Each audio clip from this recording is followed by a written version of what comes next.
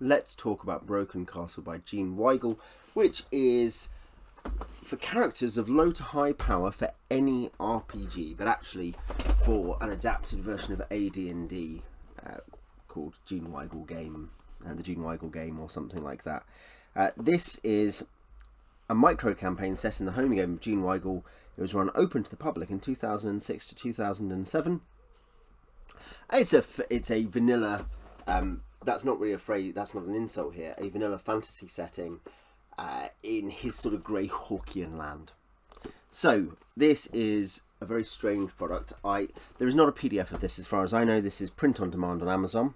There is a free PDF which is both an add-on and intended as a sampler, Gene says so, called Amongst the Elves, which you can probably find at his blog, which is, I think, justkeeprolling.blogspot.com.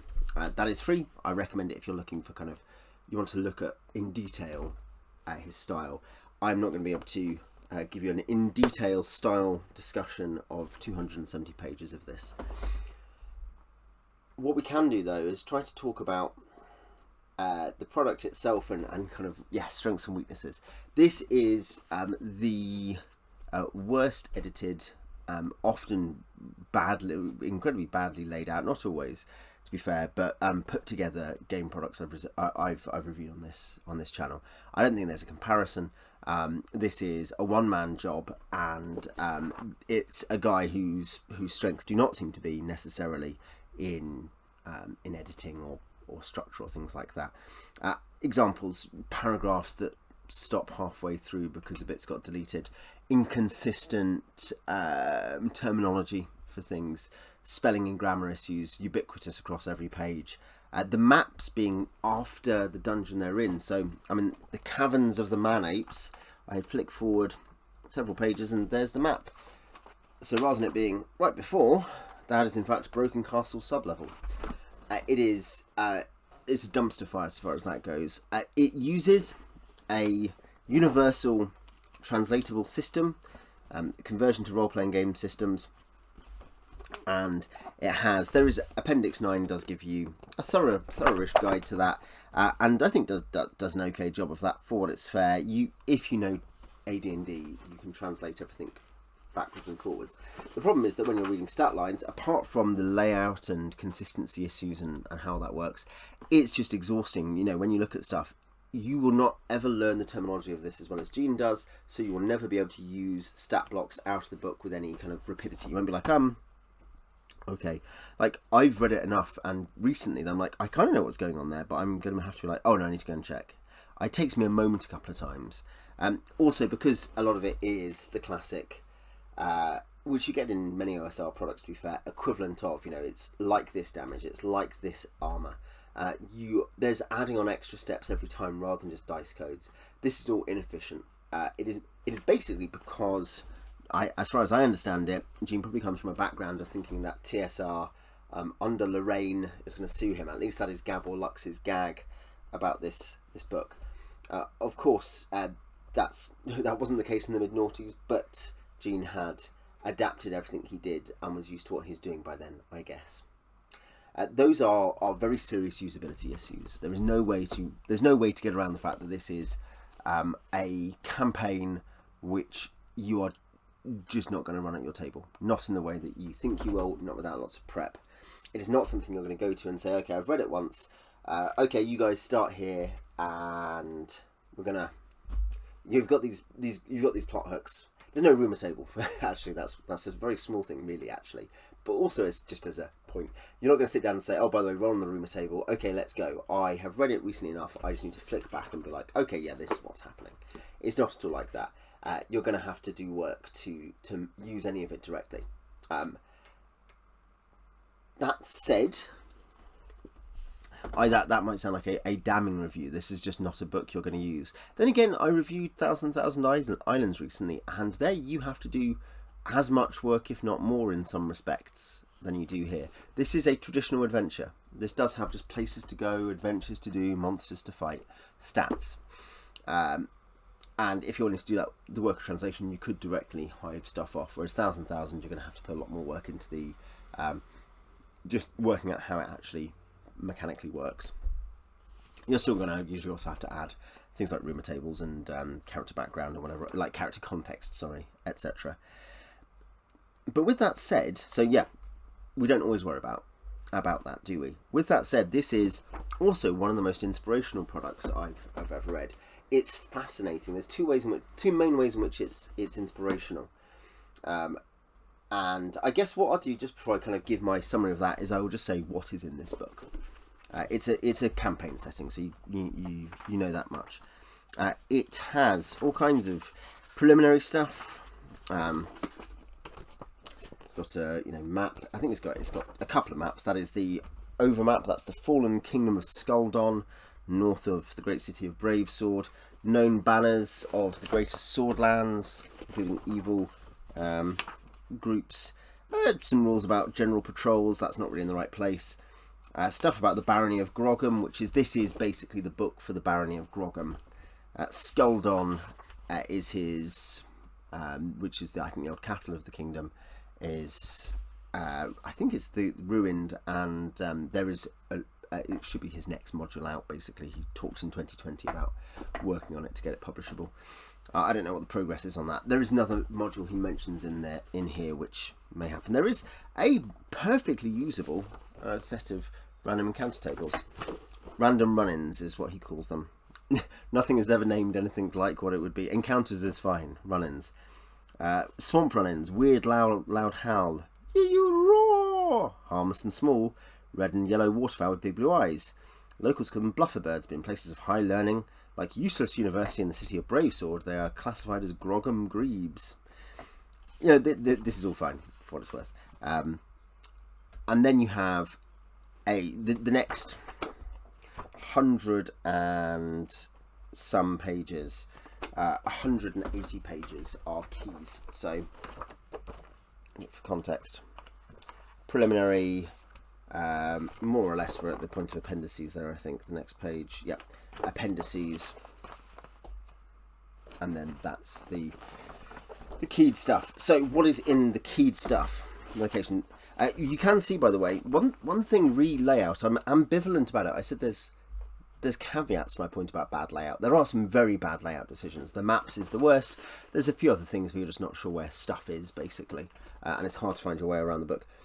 It's double column, but it uses enough white space, and it's clear enough that though it's not, there's no bolding, there's no real organisation in the text, it's quite readable in a surprising way. Once you're into the rhythm of it, it takes a bit of effort sometimes to find the information you want, but you're not squinting and confused. It's a different experience reading some older modules where you're like, okay, where do I need, that feeling.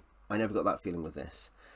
I was never squinting confused. Sometimes it took a bit of effort to just get the actual information into a usable format in my head. A single detailed run through from an editor would make, just at a text level, not even a layout level, would make this into, someone who's also doing, I guess they might do some layout stuff, but just basically someone who could just do a bit of bolding and organisation and correction, I think would make the, and systematization would make this vastly better. If there was a PDF, I'd recommend someone do it. Yes, so the actual layout of the keys is surprisingly okay. So the main things are, there is the village of Grogham, that is a major settlement. Grogham Castle, which is both a settlement and also an adventure locale, really. But I'd say Grogham is in the Homlet format, that it is also very adventurable. It's super detailed. We'll talk about that in a moment. But Grogham Castle, which is an adventure locale as well, there's lots of stuff to do if you want to and you're sneaking around. There's the farms, which are economic colonies really outside of Grogham. The mines, which is a settlement, a micro settlement and an adventure locale. The village of Bergdorf and the village of Smiths, which are the two other villages in the barony. The Hinter Shrine, Hinter clergy are druids, so it's a druid shrine. The hunting lodge, and then you have the main adventure locales that aren't the mine. There's the Werewolf Cave, the Anchorite Tower, which is both, to be fair, is also a monastery, but also has a dungeon attached. An Orc Mound, the Broken Castle itself, which you can see on the cover. I should say the art, which I think is just all by Gene, is good. I quite liked it. It's simple, it's sparse, there's not much of it, but it's good in a kind of fight-on style way. Caverns of the Man-Apes and the Bandit Camp. The Bandit Camp I don't actually think is on the map, the main map of the Barony, which is, that's the main map of the Barony. It's in squares rather than hexes. Your mileage may vary. That's 1 square to 1 mile. It's an interesting map, actually. It's perfectly clear, on the whole at least. It's interesting to see that the adventure locales... Oh no, the Bandit Camp is on it. Is there? There's something else that's not on it, I think. But that the adventure locations apart from the Bandit Camp are sort of all out on the edges. The add-on module amongst the elves is there on one end. For instance, Broken Castle is top centre, Cavern of the Man-Apes and the Orc-Mound are right to the north, things like that. The adventure locales are numerous. They are quite different to each other in different ways. There's plenty of stuff to do. Broken Castle it's almost a mini mega dungeon. Castle Skulden is obviously his Castle Greyhawk. This is his closest thing to his Temple of Elemental Evil. It's 3 level basically. There is the courtyard, there's the interior, and there's a sub level. There's basically 2 levels coming below the castle. There's a few different major types of enemy. With bandits, orcs, the murder cult, which is based out of the Cavern of the Man-Apes. They're also somewhat present in Broken Castle. There's the arcane magicized ghost of the Wizard King of Broken Castle. There's the monsters at the Anchorite Tower and the Werewolf Cave, and there's stuff across there that is for different levels. There's probably nothing, and there's the mines as well, which are how many levels are the mines? I will quickly check that one. There's multiple levels on Grogan Castle in terms of the dungeons and stuff. There are 8 levels on the mines, though this is that's the side view. There are top views, 2 of the maps. The actual different location maps are generally fine. They're simplistic but generally fine. The maps is the most complex one to do with working out levels and connections. The mines are also, though they are the largest, they're also, each of those levels is fairly sparse. They are, in that sense, about as big as several of the other areas. Broken Castle is the centerpiece dungeon, and it's moderately expansive. So the big things I liked about this, because especially without a PDF, I'm not going to, and at this length, I'm not going to try to go through every section to say what I thought about it in detail. But the big things I took away from this are, let's think in order. I think 2 or 3 major things that I liked. One, I mean, I'll actually, before I do that, let's slow down. One thing I'd say, and this is neither good nor bad, it's a taste thing, is that this is very much at the hyper detailed Village of Homlet level. You get detailed contents. For instance, do you want to know what the Coopersmith has at the in the Village of Grogan? There is the village square, and that has all the kind of core buildings around there.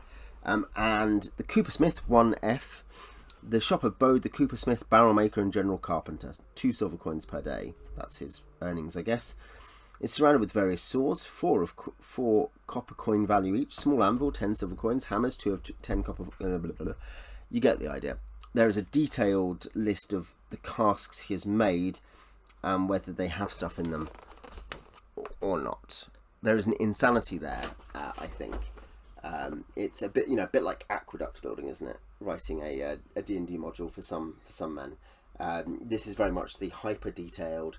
He knows everything that's everywhere. He is inhabited this world, and that's the first point of inspiration.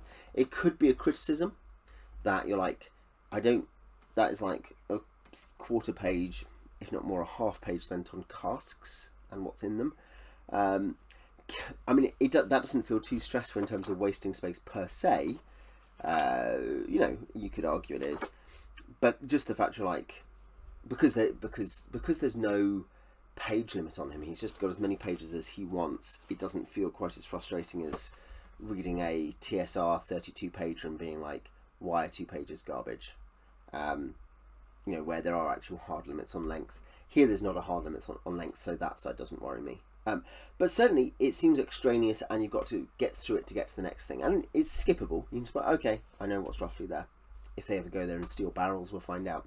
It's kind of fun in some ways. Lots of that probably could be done, and I definitely think this about when you're reading about like what each soldier has in a garrison, or each monster has in their bedroll, and it's every one of them has a detailed list of possessions, which are all very generic. You know, this many coins. I think you're entitled to ask whether or not you couldn't just have had random tables or generic tables for the whole locale, the whole orc mound. Orcs carry this many, 4d4 silver coins, or whatever it might be, 4d4 copper coins.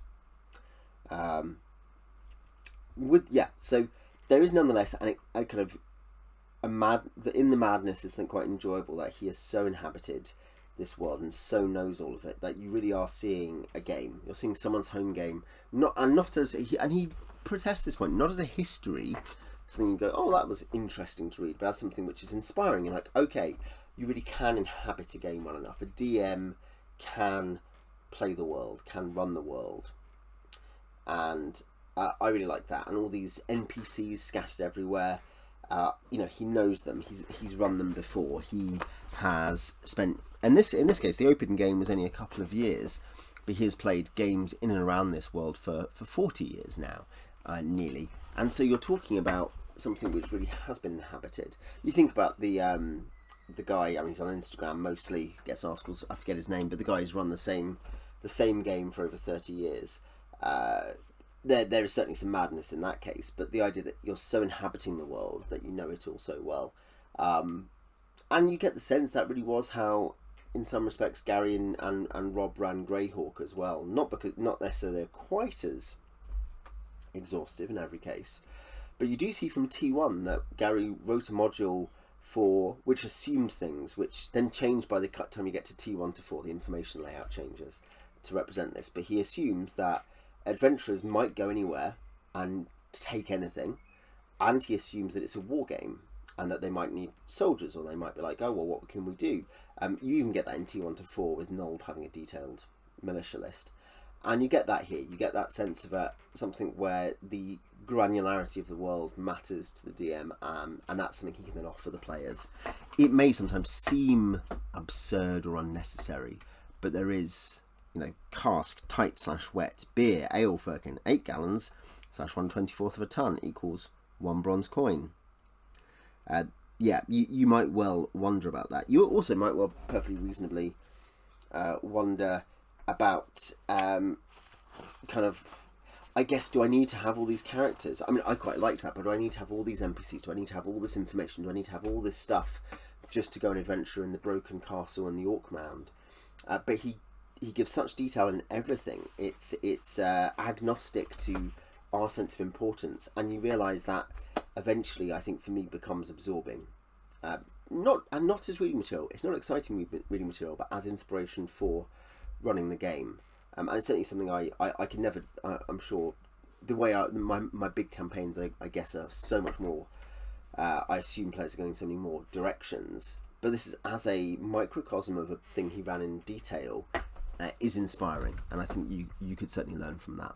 I think another thing is just how, like, the actual locations, the actual dungeon work and maps are really good. That's maybe the second thing I will say for it. Like, the variety of things you can do in this setting is just basically compare it. This is the thing you can buy at 280 pages, or say in that range, 200 to 300 pages. You could say, buy this, or you could buy what's one of the better 5th edition adventures from Wizards. You could buy Princes of the Apocalypse or Tomb of Annihilation, say one of those. I have good things to say about both of those. I have bad things to say about both of those, but I think there's something interesting that strikes me in the variety of those books, which both have massively varied settings, and this book.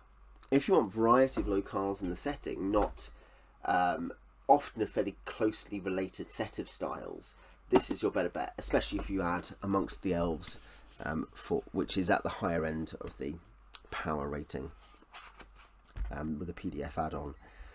But yeah, you've got the mines, as I say, are big, expansive.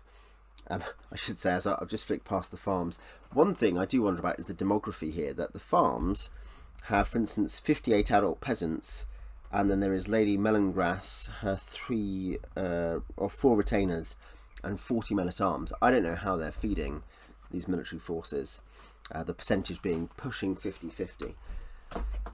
But yes, the mines have all these levels of all these like weird, wonderful places in them. You're going down, you'll find there's traps, there's gigantic earthworms, where and if you dig in this area where kind of off the main part of the mine, you dig in amongst their places, you find a book called The Dark Way of the Demonic, a religious book of evil tenets, and a silver-bladed and skull-pommelled dagger. As generic as some of the lists of things are, his specific treasure is often quite interesting, or nearly always quite interesting. Chalk cave altar, an altar-like protrusion arises from the floor. Sense of dread. Striking the altar means a voice says, "What do you wish? Any wish made that isn't about harming another will harm the wisher." And as you go down, you find more and more of these. You find stalag beetles, and you find molians. Molians are this evil, basically evil underground race who are basically mole people. There's star moles, there's bulky moles. There's different kinds of moles in their wider family. They also obviously keep giant carnivorous moles. There's a god of the molians. They worship the demon Agron, or as they call him, the Great Heap, who's a pile of debris. And there's if you mess around with that, a summoned debris humanoid, 8 HD, or rather monster caliber, 8 man caliber, 8, sorry, whose fists are each like 2 morning stars. And yes, hitting it makes debris become aerosolized. Save versus poison or cough violently, -1 in combat. That's interesting. It's an odd, interesting setting. There's different things in the mines, but that's one place.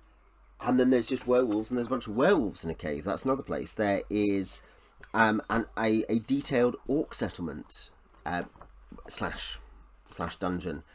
The Anchorite Tower, you've got monks who are like an order of scribes, but once you go into the sepulchres, there are just a bunch of undead and demons and things like that who are trapped under there, who sometimes hide treasure, sometimes don't. There's very much a 1970s / early 80s, and I don't know what Gene read back in the day, what his big influences were. Certainly Greyhawk and other TSR products, but you can see in some of these cases you can feel the same world that spawns the best of the Judges Guild stuff. Your Caverns of Thracia, your Invincible Overlord. Same principle of that's the intense detail definitely feels like CSIO as well as T1. But yeah, the kind of sense, or Pass of the Vampire Princess, actually. Prince. I've reviewed that on this channel, the first published adventure pretty much for D&D. But the fact that it is a cold and unpleasant and difficult world down there underground, there's all kinds of crazy stuff in there. There's amazing treasure. It's a silver standard, and I assume his XP levels are higher than ours, our AD&D ones. He says you have to find this out in an appendix, but the presumption is for XP value of magic items, you divide by 20 if you're using a gold standard. So I assume that means that his XP requirements are times 20. But you can find a kind of really big, good treasure all over the place, but you can also find horrendous traps, unfair rooms, unfair in the Gygaxian way. And I think, yeah, you got to like that, but within that, he's very creative.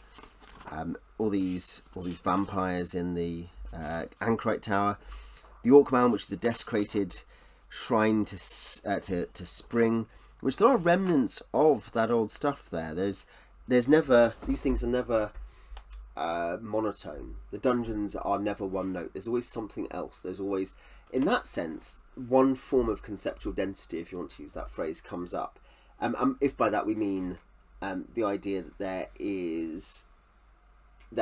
there is never simply one idea going on. and being explored well or badly, but there's always other stuff behind and in and amongst, and he's very good at setting that up. And again, the variety of maps. I would say this is harking back to my first points. This is a quite fun map that is not properly keyed. You're going to have to correct the key on the Orc Mound specifically. Broken Castle. You've got all you're in the courtyard above the Great Rift in the ground. You can go amongst the different ruined rooms. There's monsters, but there's a giant wasp who's made wasp zombies. That's a pretty memorable encounter, isn't it? But there's also a ghostly inn, the Shell of the Old Inn, which has a variety of ghosts in it, which you can basically get information out of or even aid from it, if they don't remember their ghosts, pretty much. That's very creative, and it gives you a place to go up and hide potentially and camp. You've then got these levels of the Broken Castle itself, which are pretty expansive. I'll get one of the two main level maps up. There are two such levels plus the courtyard, and the courtyard is a level. The upper works are a level as well. It's pretty big. You're talking about 120, 130 rooms, something like that. No, more than that. Probably 140, 150 rooms in Broken Castle. And there's lots of different things going on in them. There is the naturalism, such as it is Gygaxian. And this goes back to the point I've just made about the 45 soldiers to 58 adult peasants in one of the economic colonies. And that being a common pattern, that you've got an incredibly high percentage of those under arms versus those working. The naturalism is a Gygaxian naturalism in that it is a story logic. That is a real story logic. It's not completely incoherent and crazy, but it's a story logic rather than a demographic logic. And so in Broken Castle is the obvious example here, because other dungeons tend to be more focused on this is the thing that's going on. There's orcs in this one. There's werewolves in this 4-room or whatever it is, 5-room cavern. Broken Castle is the mini mega dungeon, the Temple of Elemental Evil of the campaign, and within the terms of Gygaxian naturalism, what you find then is that there are potentially antagonistic creatures fairly near each other, and there's sometimes a kind of explanation given. They're on watch here, there's a barrier here. It's like anomalous subsurface environment in that sense, or even some of B2, either the Caves of Chaos. But generally speaking, that you'll notice that sometimes, and sometimes you get order of battle notes about what's going on, sometimes you don't, and you've got to interpret. But there's a degree of suspension of disbelief in that, but that is in genre. That is something you expect within the subgenre we're talking about here of D&D.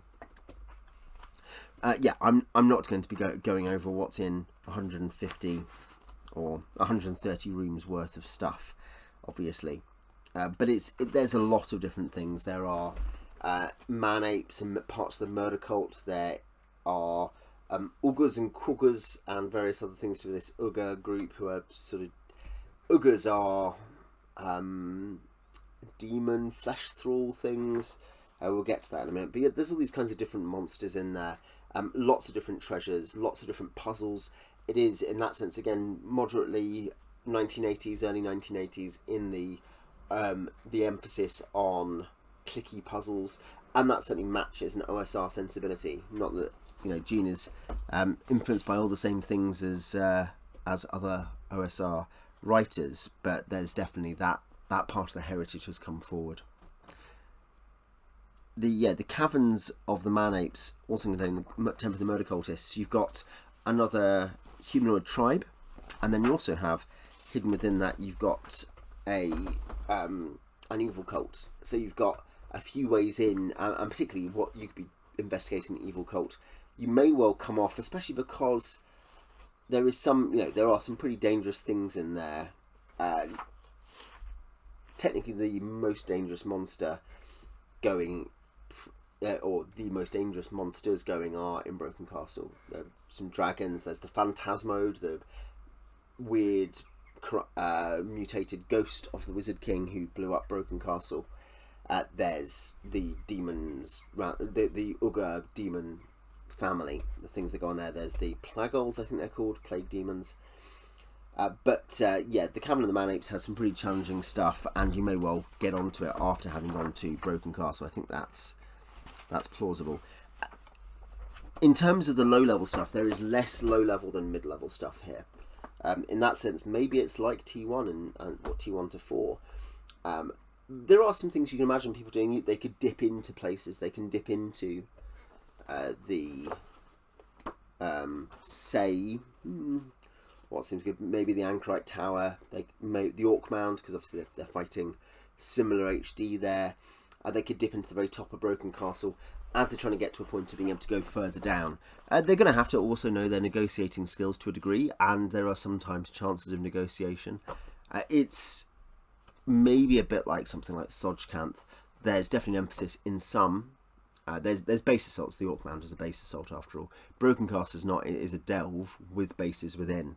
But there's an assumption, as in plenty of Gygax modules, that in hostile areas, combat is something you plan for and prepare for. You don't run in, but combat is a 75% solution. That obviously is not the sensibility of quite a lot of OSR stuff, which assumes combat is a 25% solution or something, or a 15% solution. Yeah, there are certainly some pretty dangerous things in the Caverns of the Man-Apes. The Bandit Camp is actually not as dangerous. I don't know why it's organised like that at the end after largely more dangerous things, but there we are. So that's the second thing, is just the variety of locales. If you're willing to adapt or steal ideas, there's loads of good puzzles, there's loads of good areas, there's loads of interesting kind of setups and dynamics. There are bits of social adventure that are open to you. So yeah, it's inspirational in its depth, but it's also inspirational in its breadth. It's got so many ideas and so many things going on, which really links into the third thing I would commend about it, which is, well, let's call it just in general the appendices. Really, I mean stuff like, particularly the new monsters. There are new classes, there's new monsters, there's new spells, there's new magical devices. There is a lot of potential henchmen, hirelings, and advisors. There's a whole appendix chapter on that. But the number of new monsters, some of which are adapted TSR monsters, some of which are new, is incredible. It's incredibly detailed. The number of different things. I mean, we're talking about the monster section being, I think, about as long as Broken Castle. Broken Castle is 38 pages, as in the subsection on Broken Castle. The monsters are 34 pages. It's about the longest thing in the book, is the number of new monsters. This is also where the art tends to be concentrated, which is good. You know, it's probably appropriate for the art to be concentrated in a place where you're going to have to describe monsters to your players. All kinds of new ideas. Like all kinds of new undead. Cast skeletons, fungus-covered skeletons. Or there's the Necrocon, which is not a true dragon, but an offshoot that appears dead to catch prey unawares. What other? There's a few other types of undead in here as well, aren't there? If I can find another one. There's so many that I'm kind of flicking through, thinking, oh yeah, when's the next undead coming up? Because there's all these other things. There's Nithar, which might be undead. There's Pelplags, plague vampires made by Plagolls, the plague demons. There's the Phantasmode, which is not singular. There could be other Phantasmodes. It seems to assume there might be. There's spectral skeletons, who are actually hyper-adapted humans from the future. There's a whole time warp element of Broken Castle where things come from the future or the past. There are serpent ghouls, who are quasi-demonic, quasi-undead. Swampiers, which are slime vampires. And yeah, that's might be it for the that's it for the undead. That's undead and undead-like creatures. There's also several demon-like creatures. There's also several dragon-like creatures. He has two types of elves. Those are Glommer elves. There are two types of elves who are both basically evil.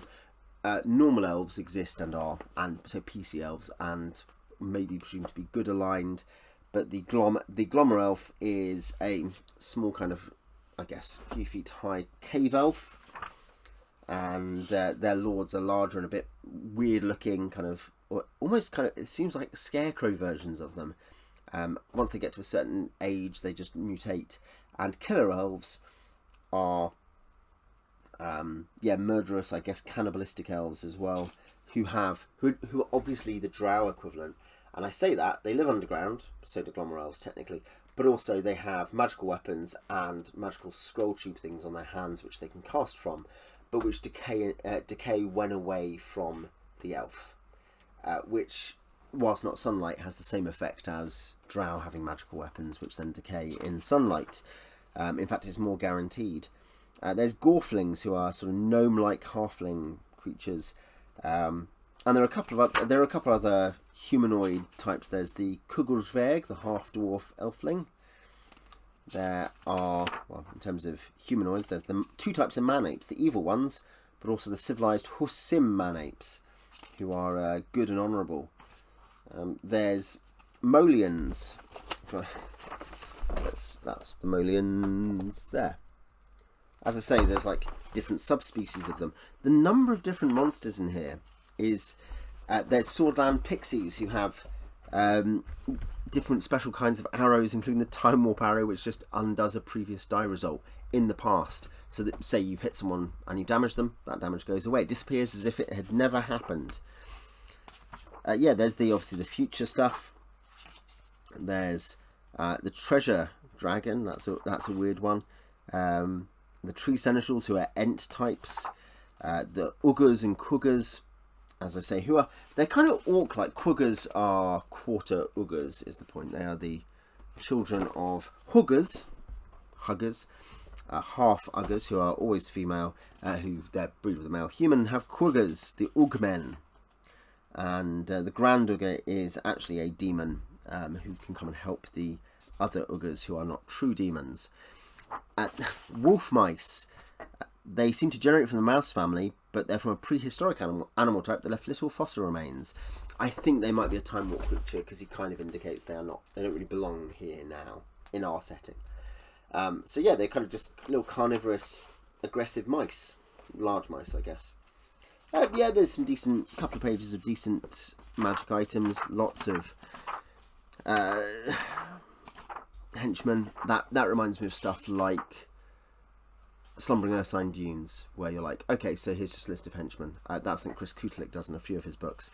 The new classes, the Barber is actually the equivalent of the Barber is the Dolmenwood Friar. They are a dedicated spellcaster, D4 hit die, particularly good. And there's some kind of rules around, both direct rules and inspirational rules around how good they are at healing, and they're better at healing in their shop. They are sort of, I think, when you realise that they have an advantage. For instance, they build a stronghold on a vein of pure elemental essence at 12th level. However, at 8th level they can build an urban shop in the city that follows magical formula for positioning.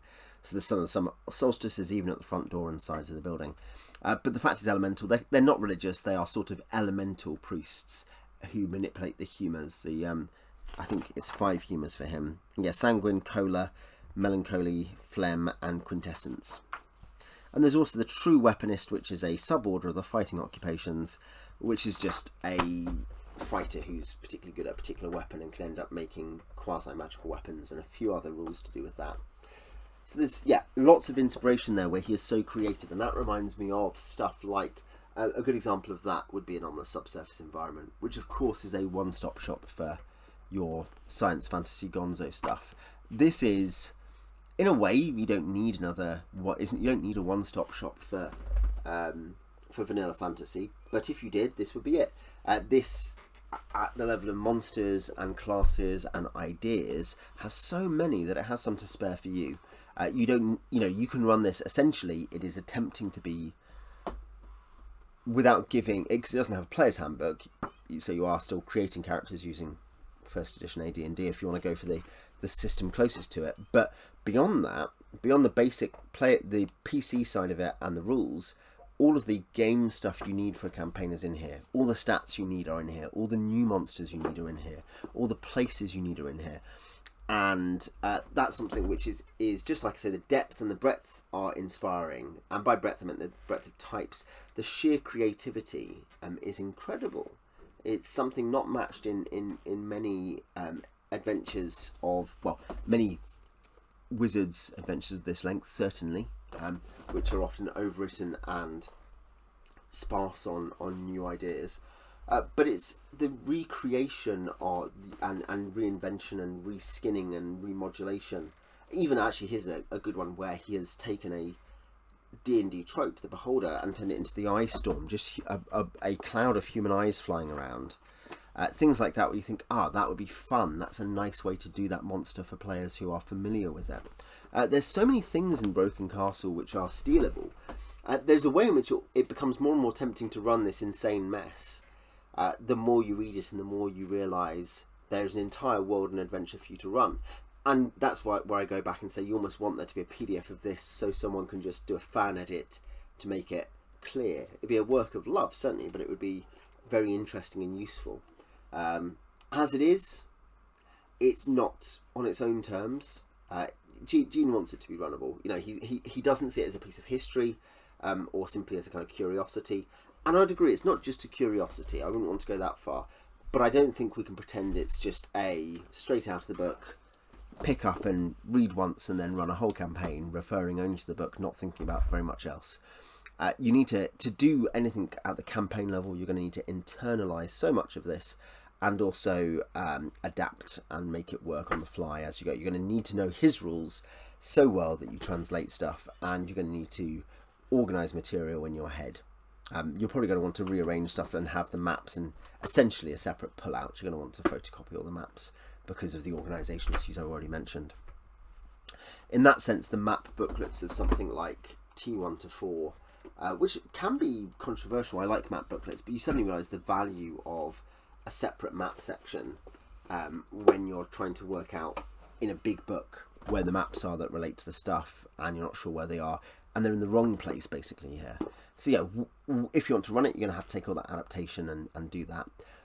But if you don't want to run it, there might still be a lot of value in this. And in that sense, I do recommend this with the caveats around playability, but as a resource, as a massive resource book for things you can steal, you can be inspired by, ideas, particular blobs of the setting which you might think, I'm just going to take those rooms, I love that trap, or I love that section.